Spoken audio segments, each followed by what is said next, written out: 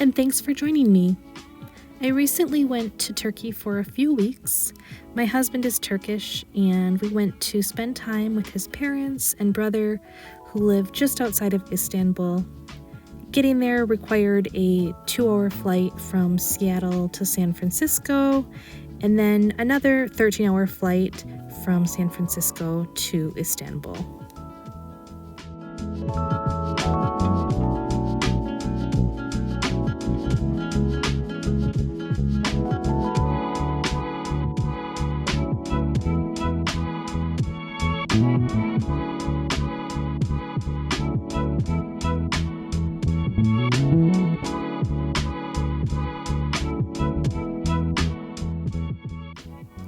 It's always a long and tiring journey when we travel to Turkey, but once we arrived, my mother-in-law had a delicious homemade Turkish dinner waiting for us, consisting of lentil soup. There was bread, salad, manta, kuru fasulye, and of course some baklava for dessert. And one of the cats that hangs out around their building actually just had kittens, and they were so cute I couldn't resist cuddling them.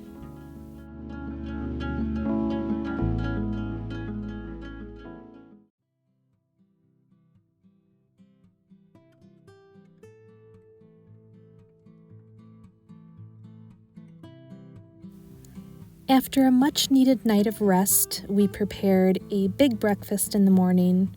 Many Turkish breakfasts consist of fries, and I initially found this very strange as a breakfast item, but now I'm a big fan.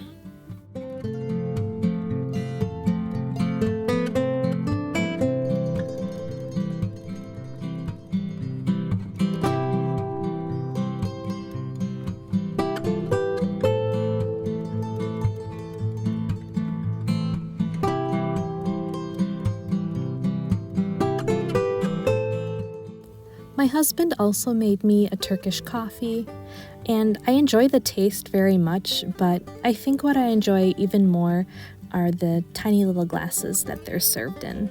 I love everything miniature.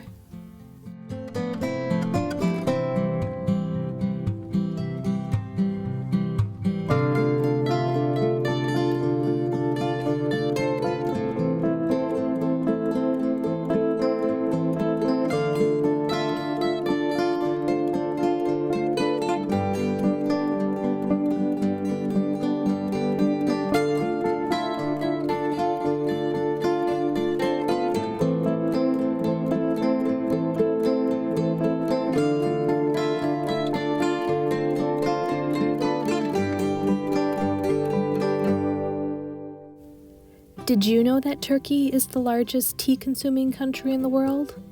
I didn't before I met my husband, and here my brother-in-law is mixing together a big batch of tea with a variety of different teas.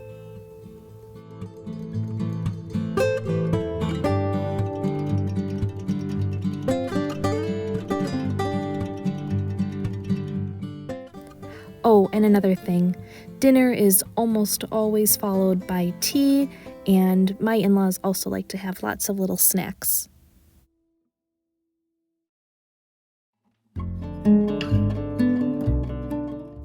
My brother-in-law taught himself how to play an instrument called the oud.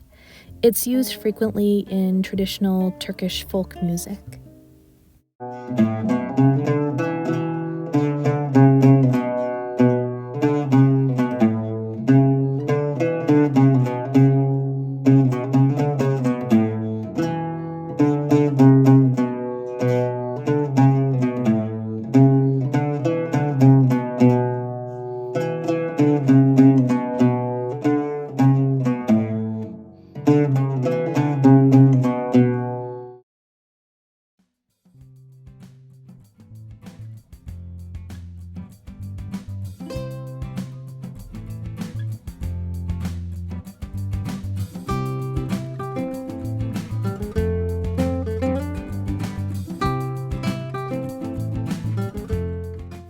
If you've ever been to Turkey, you'll know that there are tons of stray dogs and cats all over. They're typically really friendly, and a lot of people in the neighborhoods like to give them scraps of food. I think that's probably why they stick around.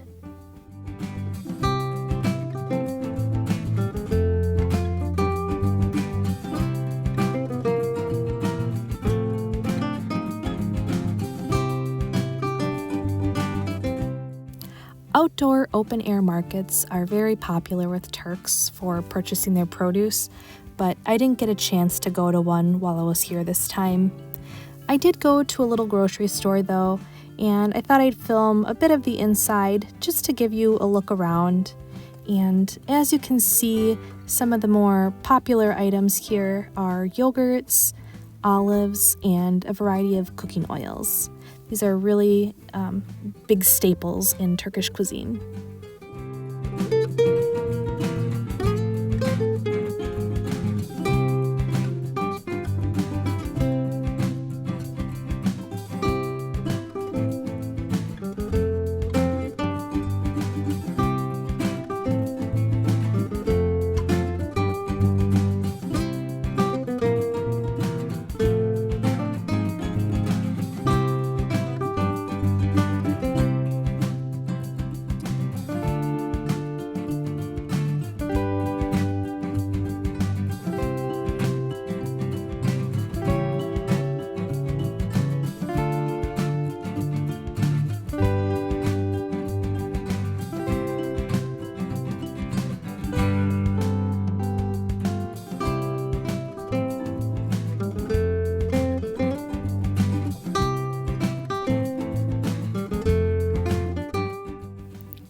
On this particular night, we picked up some fish at the local fish market to prepare for dinner. I'm not sure the type of fish that all of them were, but a lot of them were these kind of smaller fish that we fried.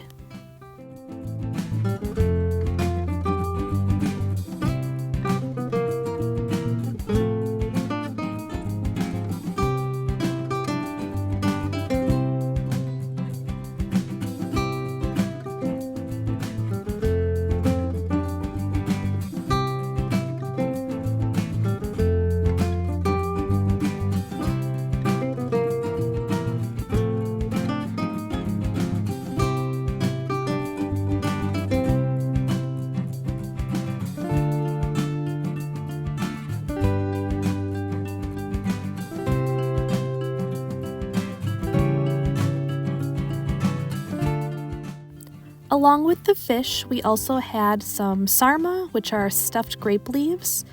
There was salad, bread, a carrot and yogurt salad with dill, and I really enjoy this salad, and maybe one day I'll show you how to make this in a video. Oh, and of course, there was soup. Soup is always a great starter.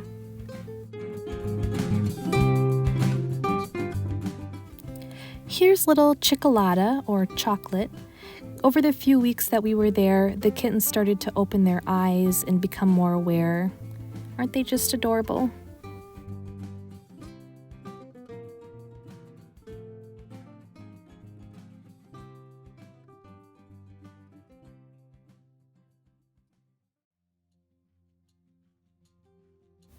Here we stopped at a simit shop for a quick breakfast on the go. My husband said he used to go here all the time during his days as a student. And I also got some tart cherry juice to go.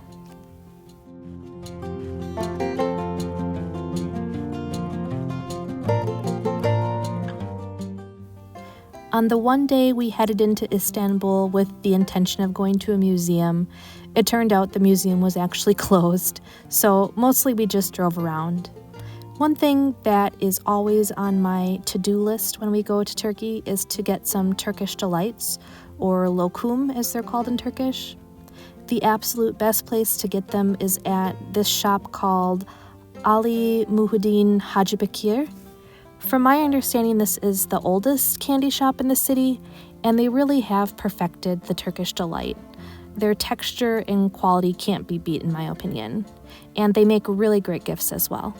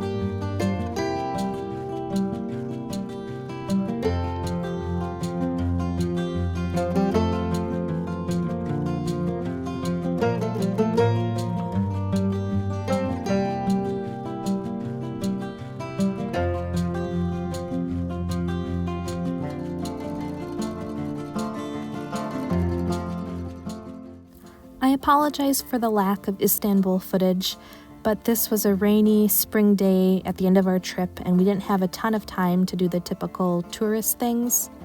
Istanbul is a huge city. I think there's about 16 million people that live there, and it can take a really long time to get around if you're driving. I hope when we come back next time that we can spend a few days just in Istanbul alone. And I've seen a lot of the sites already, but there's still so much I want to see.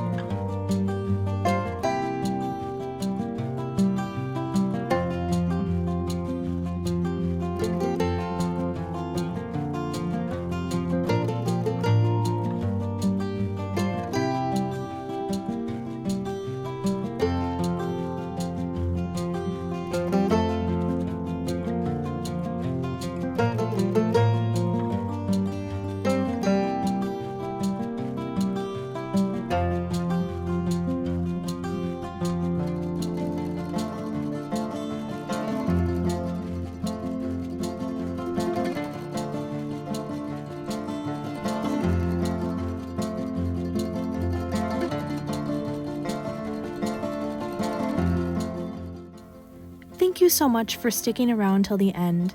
I really wanted to show a little of the day-to-day life when we visit Turkey.